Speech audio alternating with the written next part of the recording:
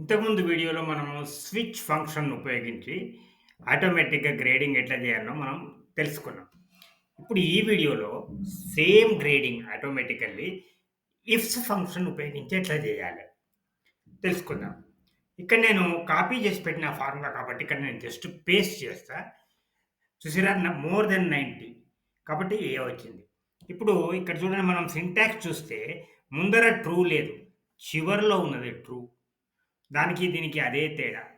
తర్వాత సేమ్ అదే విధంగా first condition more than 90 A, second condition more than 80 B, more than 70 C, more than 60 D, more than 50 pass, true తర్వాత fail 50 కంటే తక్కువ ఉంటే fail ఆ రకంగా.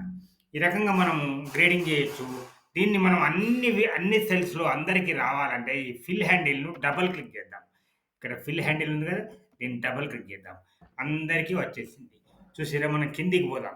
కిందికి పోతే కొంతమంది ఫెయిల్ అయిపోయారు. ఎందుకంటే వాళ్ళ మార్కులు 60 కంటే తక్కువ 50 కంటే ఎక్కువ ఉంటే పాస్ అయింది. ఇక్కడ మనం దాన్ని సపోజ్ దీన్ని 49 చేద్దాం ఎవరికన్నా మార్కులు 49 వస్తే ఏమైతది? చూసిర్రా ఫెయిల్ అయిపోయింది.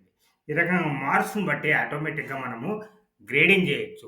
ఇక్కడ ఉపయోగించిన ఫార్ములా ఇఫ్స్ ఐఎఫ్ఎస్. ఓకే.